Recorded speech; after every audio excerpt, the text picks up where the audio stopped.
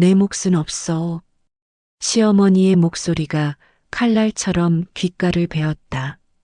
무릎 꿇린 채 앉아있던 서연은 숨조차 쉴 수 없었다. 10월 밤 거실에는 냉기가 감돌았다. 시아버지가 돌아가신 후 남겨진 재산을 논의하는 자리.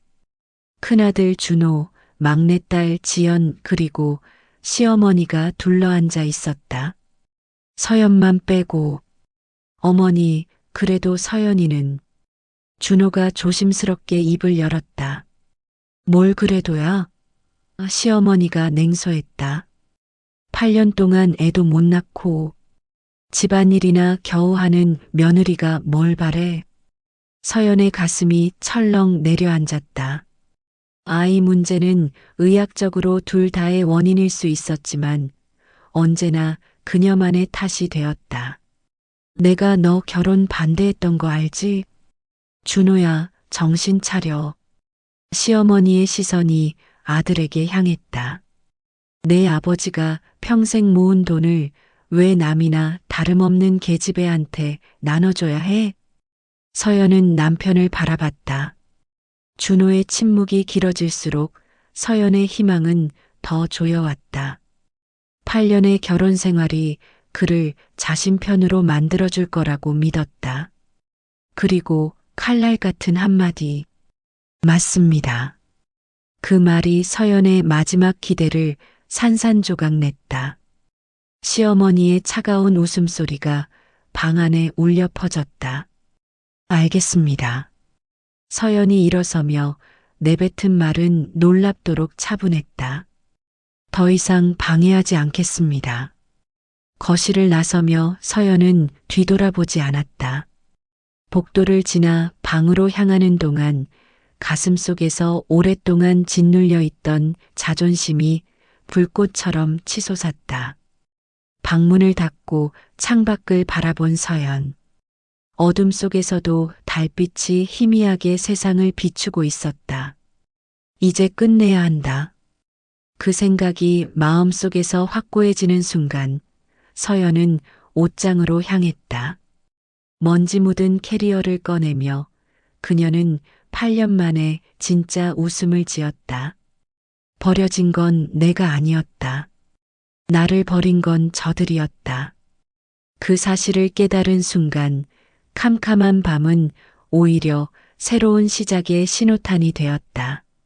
새벽 2시 서연은 8년의 결혼 생활을 캐리어 하나에 담고 있었다. 옷가지와 책 몇 권, 그리고 결혼 전 아껴두던 적금 통장. 그게 전부였다. 이것뿐이구나. 8년이라는 시간이 이렇게 가벼울 줄은 몰랐다. 예쁘다고 생각해서 샀던 그릇들, 정성스럽게 골라 꾸민 커튼과 쿠션들은 모두 시댁 것이었다. 서연 개인의 흔적은 놀랍도록 적었다. 침실 문 너머로 준호의 코 고는 소리가 들렸다. 평온한 잠자리였다. 아내가 집을 떠날 준비를 하고 있는데도 그는 태평하게 잠들어 있었다. 옷장 깊숙이 숨겨두었던 대학 시절 사진첩을 발견했다. 환하게 웃고 있는 20살의 서연. 꿈 많고 당당했던 그 모습이 지금은 낯설게 느껴졌다. 언제부터 이렇게 작아졌을까? 결혼과 동시에 직장을 그만두라는 시어머니의 압력. 아이 낳기만을 재촉하는 주변의 시선. 조금씩 자신을 지워가며 살아온 8년이었다. 서연은 사진첩을 가슴에 품었다. 이것만은 가져가야 했다. 잃어버린 자신을 되찾기 위해서라도. 캐리어를 닫으며 서연은 결혼 반지를 빼내 서랍 위에 올려놓았다. 차가운 금속이 나무 위에 떨어지는 소리가 정막을 깼다. 8년간 그녀를 올감했던 사슬에서 벗어나는 신호였다. 이제 정말 끝이구나. 새벽 공기가 차가웠지만 서연의 마음은 묘하게 후련했다. 무거운 캐리어를 끌며 현관문을 향해 걸어가는 발걸음에는 두려움보다 해방감이 더 컸다. 뒤돌아보지 않았다. 뒤돌아볼 이유도 없었다. 버려진 건 내가 아니다. 아직 내 삶은 끝나지 않았다. 그 다짐을 가슴에 새기며 서연은 새벽 거리로 걸어 나갔다. 한 달 후 서연은 작은 상가 건물 1층에 서 있었다. 월세 50만 원, 보증금 500만 원. 전 재산을 털어 겨우 얻은 15평 남짓한 공간이었다. 여기서 뭘 할 건데? 부동산 중개인이 의아한 표정으로 물었다. 가구 리폼샵요. 버려진 가구들을 고쳐서 새 생명을 불어넣는 일이요. 서연의 대답에 중개인은 고개를 저었다. 요즘 누가 고쳤어요? 새로 사지. 하지만 서연의 마음은 이미 정해져 있었다. 대학에서 산업 디자인을 전공했고 결혼 전까지는 인테리어 회사에서 일했다. 잠들어 있던 재능을 다시 깨울 때였다. 첫 번째 작품은 길가에서 주운 낡은 의자였다. 페인트가 벗겨지고 다리가 흔들렸지만 서연은 그 안에서 가능성을 보았다. 사포질부터 시작했다. 거친 표면을 매끄럽게 다듬어가며 서연은 자신의 마음도 함께 다듬어지는 기분이었다. 사포가루가 날릴 때마다 시어머니의 차가운 말들과 남편의 배신이 함께 떨어져 나가는 것 같았다. 손바닥이 거칠어져도 상관없었다. 레커 냄새가 작업실을 가득 채웠지만 오히려 투박해진 손이 더 진실해 보였다. 이렇게 다시 살아날 수 있다면 서연은 하얀 페인트를 붓에 묻혔다. 나도 다시 시작할 수 있을 거야. 밤늦게까지 작업을 계속했다. 형광등 불빛 아래서 의자는 서서히 변신했다. 낡고 버려진 것에서 아름답고 쓸모 있는 것으로 완성된 의자를 바라보며 서연은 희미한 희망을 느꼈다. 버려진 것들에게도 두 번째 기회가 있다는 걸 깨달았다. 며칠 뒤 다시 가구 리폼 공방이라는 간판을 달았다. 작지만 떨림 없는 글씨체였다. 새로운 시작을 알리는 첫 번째 깃발이었다. 가게 앞을 지나가는 사람들의 시선이 느껴졌다. 호기심 반, 의구심 반. 하지만 서연은 개의치 않았다. 버려진 것들을 살리는 일. 그것이 곧 자신을 살리는 일임을 알고 있었으니까. 개업한 지 한 달이 지났지만 손님은 거의 오지 않았다. 하루 종일 가게에 앉아 있어도 발걸음을 멈추는 사람은 없었다. 간혹 호기심으로 들여다보던 사람들도 가격표를 보곤 고개를 저으며 돌아섰다. 아, 이런 걸 누가 사? 지나가던 아주머니의 말이 서연의 귓가에 박혔다. 정성스럽게 복원한 서랍장을 보며 하는 말이었다. 새 걸로 사면 되지, 굳이 남의 쓰던 걸. 또 다른 손님은 더 냉정했다. 서연이 며칠 밤을 새워 만든 빈티지 선반을 한번 훑어보고는 코웃음을 쳤다. 서연은 억지 웃음을 지으며 손님들을 배웅했지만 속은 타들어갔다. 작업실에 혼자 남으면 현실적인 유혹들이 밀려왔다. 시댁으로 돌아가서 무릎 꿇고 용서를 빌까? 아니면 아무 일자리라도 구해서 하루하루 연명할까? 통장 잔고는 하루가 다르게 줄어들었다. 월세와 재료비, 최소한의 생활비까지 계산해보니 2달 정도밖에 버틸 수 없었다. 그런 어느 날 저녁 서연은 가게 셔터를 내리며 눈물을 참을 수 없었다. 하루 종일 단 한 명의 손님도 없었던 날이었다. 정말 바보 같은 짓인가? 거울에 비친 자신의 모습이 초라해 보였다. 페인트 자국이 묻은 앞치마, 거친 손, 지친 표정. 8년 전 당당했던 모습은 온데간데 없었다. 밤늦게 집으로 돌아가는 길, 불 켜진 다른 가게들을 바라봤다. 분식집, 편의점, 카페, 모두 손님들로 붐비고 있었다. 유일하게 서연의 가게만 어둠에 잠겨 있었다. 포기해야 하나? 그 생각이 머릿속을 맴돌았다. 하지만 집에 도착해 거울 속 자신을 마주했을 때 서연은 다른 것을 발견했다. 초라하긴 했지만 8년 만에 처음으로 자신의 선택으로 살고 있는 모습이었다. 그것만으로도 포기할 수는 없었다. 조금만 더 해보자. 작은 다짐을 속으로 되뇌며 서연은 내일을 준비했다. 그날도 평범한 하루가 될 줄 알았다. 오전 내내 낡은 책상을 사포질하며 서연은 일상의 리듬에 젖어 있었다. 손님이 없는 것에도 어느 정도 익숙해진 터였다. 안녕하세요? 갑작스러운 인사에 서연은 고개를 들었다. 20대 후반으로 보이는 여성이 휴대폰을 들고 가게 안을 둘러보고 있었다. 구경하셔도 돼요. 서연이 웃으며 말했다. 혹시 촬영해도 될까요? 이런 분위기 정말 좋네요. 서연은 얼떨결에 고개를 끄덕였다. 그 여성은 가게 곳곳을 촬영하더니 서연이 작업하는 모습까지 담기 시작했다. 어떤 계기로 시작하게 되셨어요? 버려진 가구들이 안타까워서요. 조금만 손을 보면 다시 쓸 수 있는데 너무 쉽게 버려지더라고요. 어릴 적 엄마가 고쳐 쓰던 모습이 생각나요. 따뜻하네요. 오랜만에 듣는 따뜻한 반응이었다. 이틀 후 서연의 휴대폰이 쉴 새 없이 울렸다. SNS에 올라온 영상이 순식간에 퍼져나간 것이었다.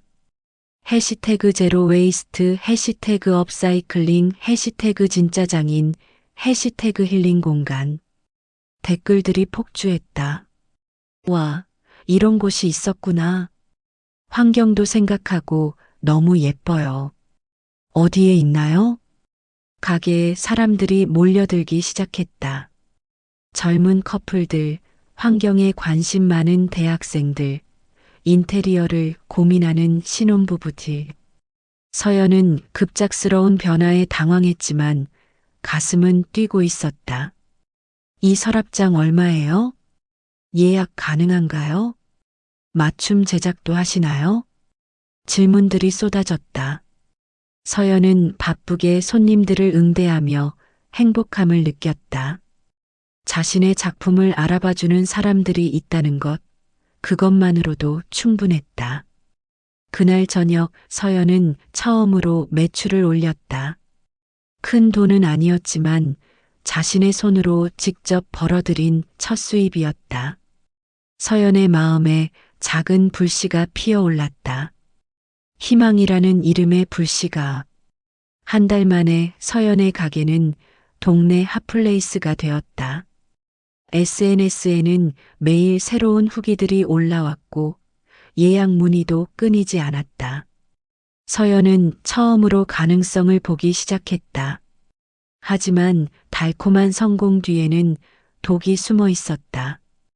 그 여자 시댁돈으로 장사 시작했다던데? 동네 카페에서 우연히 들은 대화였다. 서연은 커피잔을 든 채 굳어졌다. 맞아. 우리 동네 살던 사람이 그러는데 이혼하면서 위자료 받아서 차린 거래. 에이, 그럼 사기 아냐? SNS에서는 그런 말 없던데. 소문은 눈덩이처럼 불어났다. 시댁 돈으로 시작했다는 이야기는 어느새 위자료 사기로, 시누이와 짜고 재산 나눠 먹기로 변질되었다. 온라인까지 번졌다. 인스타그램 댓글에 악플들이 달리기 시작했다. 시댁 돈으로 차린 거면서 자수성가인 척? 돈 냄새 난다. 이혼팔이네. 진짜 실망. 허위 광고네. 속았다. 환불해달라. 불쌍한 척 동정파리하는 거였구나. 서연은 해명글을 올렸지만 소용없었다. 진실보다는 자극적인 소문이 더 빨리 퍼져나갔다. 며칠 전까지 응원합니다라고 댓글을 달던 사람들마저 등을 돌렸다. 가게 손님도 급격히 줄었다. 예약 취소 연락이 쏟아졌고 새로운 문의는 뚝 끊어졌다. 이럴 줄 알았어. 뭔가 이상하다 했지. 지나가던 동네 사람들의 수군거림이 서연의 귓가를 찔렀다. 얼마 전까지 따뜻하게 인사하던 사람들의 시선이 차가워졌다. 서연은 가게에 홀로 앉아 무너져 내렸다. 쌓아 올린 모든 것이 한순간에 무너지는 기분이었다.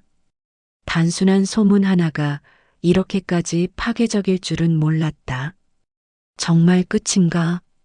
8년 전 시댁에서 느꼈던 절망감이 다시 밀려왔다. 이번에는 더 깊고 어두웠다.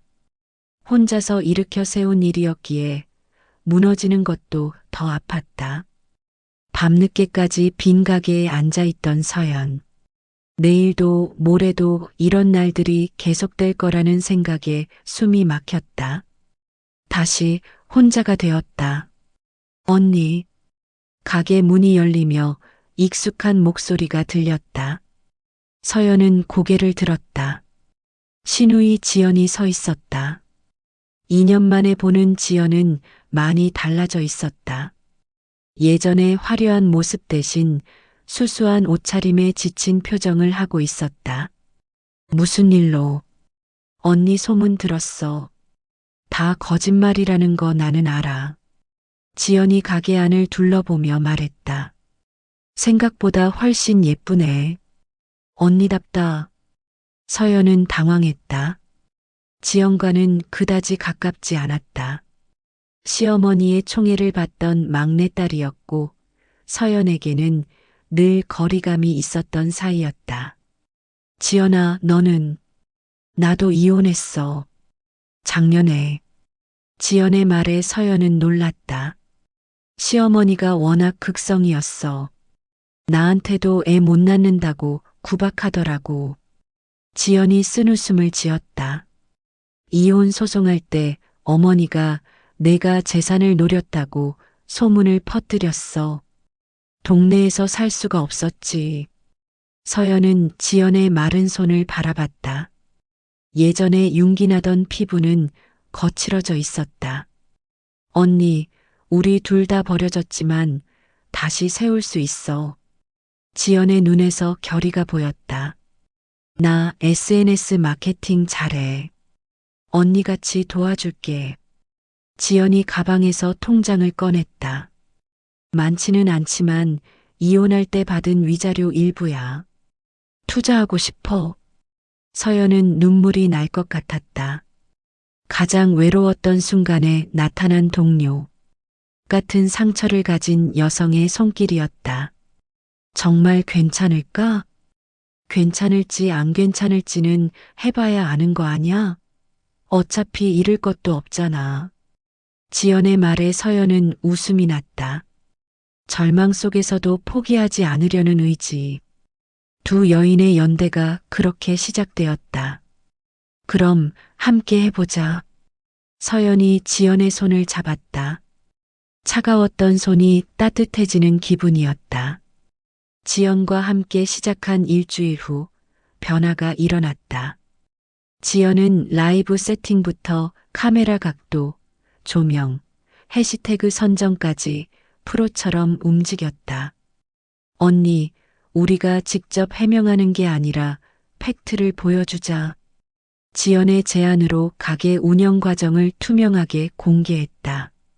재료 구입부터 작업 과정, 수익 구조까지 모든 것을 영상으로 담았다. 보세요. 언니가 얼마나 정직하게 장사하는지. 지연이 라이브 방송을 진행했다. 서연이 하나하나 손으로 깎고 칠하는 모습, 밤늦게까지 이어지는 작업 과정을 실시간으로 보여줬다. 단골 손님들이 하나둘 나타나기 시작했다. 저는 직접 봤습니다. 이 가게는 정직해요. 초기 손님이었던 대학생이 댓글을 달았다. 소문 믿지 마세요. 제가 작업 과정 처음부터 끝까지 지켜봤는데 정말 정성스럽게 하시더라고요. 악플 다시는 분들 부끄럽지 않나요? 이렇게 열심히 사시는 분한테 진짜 목소리들이 하나씩 나오기 시작했다. SNS에 퍼진 거짓 소문을 진실이 서서히 덮어나갔다. 하지만 그 과정이 순탄하지만은 않았다. 지역 커뮤니티 게시판에 누군가 악의적으로 캡처한 글이 다시 확산되었다. 지연은 즉시 법률상 허위사실 유포에 대한 공지를 올리고 DM으로 온 협박 메시지들을 캡처해 반박했다. 여전히 몇몇은 믿지 않았다. 하지만 서연은 더 이상 그들의 시선에 휘둘리지 않았다. 지역 주민들도 조금씩 변했다. 동네 카페 사장이 직접 찾아와 사과했다. 제가 확인도 안 하고 말을 함부로 했네요. 죄송해요. 괜찮아요. 이해해요. 서연은 담담히 답했다. 분노보다는 안도감이 더 컸다. 며칠 후 지역 신문에서 인터뷰 요청이 왔다. 업사이클링으로 제2의 인생을 시작한 여성들이라는 제목의 기사였다. 루머도 우리를 더 강하게 만들어준 것 같아요. 인터뷰에서 지연이 말했다. 힘들었지만 진짜 응원해주시는 분들을 확인할 수 있었거든요. 가게는 이전보다 더 큰 신뢰를 얻었다. 시련을 함께 극복한 공동체의 힘이었다. 서연은 혼자가 아님을 깨달았다. 그리고 무엇보다 지연이라는 든든한 동료가 있다는 사실이 가장 큰 힘이었다. 언니, 우리 해냈네. 응, 함께라서 가능했어. 두 여인은 서로를 바라보며 미소 지었다. 같은 상처로 만났지만 이제는 같은 꿈을 향해 나아가는 동료가 되었다. 6개월 후 서연의 가게가 안정을 찾아갈 즈음 예상치 못한 소식이 들려왔다. 언니, 오빠 회사에서 잘렸대. 지연이 무거운 표정으로 말했다. 불법 투자 사기에 연루됐다는 소문이 돌아서 준호가 다니던 대기업에서 해고되었다는 소식이었다. 승진을 위해 윗사람들과 어울리다가 비리에 휘말린 것이었다. 회사에서는 즉시 해고 통보를 했고 금융권에도 블랙리스트로 올라 재취업이 불가능했다. 어머니는 어떻게 지내시는데? 그것도 문제야. 동네 모임에서 따돌림 당하고 있어. 시어머니는 평생 자랑이었던 사회적 지위를 잃었다. 부인의 모임에서 다른 부인들 제시도서 계속 편집이 공개적으로 면박을 주었다는 이야기였다. 큰 며느리 쫓아낸 집이라고 대놓고 말하더래. 지연이 한숨을 쉬었다. 친구들도 다 등 돌리고 완전히 왕따가 됐어. 돈도 문제래. 오빠가 투자한다고 빼간 돈이 꽤 많았거든. 신용불량에 차압 통보까지 왔대. 며칠 후 서연의 가게에 익숙한 그림자가 나타났다. 준호였다. 8개월 만에 보는 전 남편은 말이 아니었다. 깔끔했던 정장 대신 낡은 트레이닝복을 입고 있었고 수염도 제대로 깎지 않은 채였다. 눈가에는 다크서클이 짙게 자리 잡고 있었다. 손에는 법원에서 온 등기 봉투를 들고 있었고 스마트폰 화면에는 차암 예고 문자가 그대로 떠 있었다. 서연아. 준호의 목소리는 떨리고 있었다. 미안하다. 정말 미안해. 서연은 작업하던 손을 멈추고 그를 바라봤다. 예전 같으면 가슴이 철렁했을 텐데 지금은 놀랍도록 평온했다. 뭐 때문에 왔어? 도와줘. 제발. 준호가 가게 바닥에 무릎을 꿇었다. 어머니가 투석받느라 병원비도 못 내고 계셔. 나도 일자리를 구할 수가 없어. 어디서도 받아주지 않아. 블랙리스트에 올라서 대출도 안 되고. 정말 막막해. 서연아, 내가 아니면 갈 곳이 없어. 그의 사과에는 진심보다 절박함이 더 많이 담겨 있었다. 서연은 그것을 알 수 있었다. 그때 나를 버렸잖아. 이제 와서 무슨 소용? 제발, 한 번만. 나중에 꼭 갚을게. 정말로. 하지만 준호의 말에서 진정한 뉘우침은 찾을 수 없었다. 그저 궁지에 몰린 사람의 구걸일 뿐이었다. 이틀 후 시어머니도 나타났다. 평생 고개를 숙인 적 없던 그녀가 서연 앞에서 허리를 굽혔다. 서연아, 내가 잘못했다. 목소리에는 위험 대신 절망이 배어 있었다. 병원비 좀 도와줄 수 없겠니? 당뇨 합병증이 와서 투석을 받아야 하는데 돈이 없어서 치료를 미루고 있어. 동네에서도 손가락질 받고 친구들도 다 등 돌리고 정말 갈 곳이 없구나. 서연은 그들을 바라보며 복잡한 감정을 느꼈다. 분노도 복수심도 없었다. 그저 허무할 뿐이었다. 체면과 재산, 그들이 그토록 중요하게 여겼던 모든 것이 한순간에 무너졌다.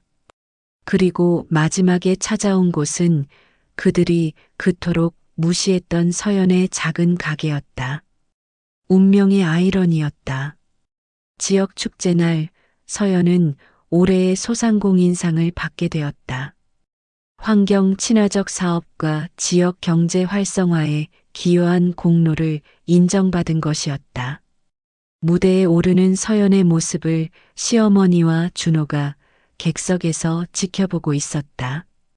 그들은 며칠 전부터 서연에게 용서를 구하며 매달리고 있었다. 축하드립니다. 시장이 상패를 전달하며 말했다. 소상공인의 모범이 되어주셔서 감사합니다. 서연은 마이크를 잡고 관중들을 바라봤다. 지연이 객석에서 엄지손가락을 치켜 세우고 있었다. 단골 손님들과 동네 주민들도 박수를 보내고 있었다. 감사합니다. 서연이 입을 열었다.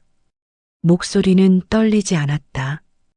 1년 전 저는 모든 것을 잃었다고 생각했습니다. 가족에게서 버려지고 재산도 없고 갈 곳도 없었죠. 시어머니와 준호가 고개를 숙였다. 하지만 깨달았습니다. 버려진 건 제가 아니었어요. 진정한 가치를 모르는 사람들이 저를 놓친 것뿐이었습니다. 관중들 사이에서 박수가 터져나왔다. 재산은 사라져도 정직한 삶은 무너지지 않습니다. 서연의 목소리에 힘이 실렸다.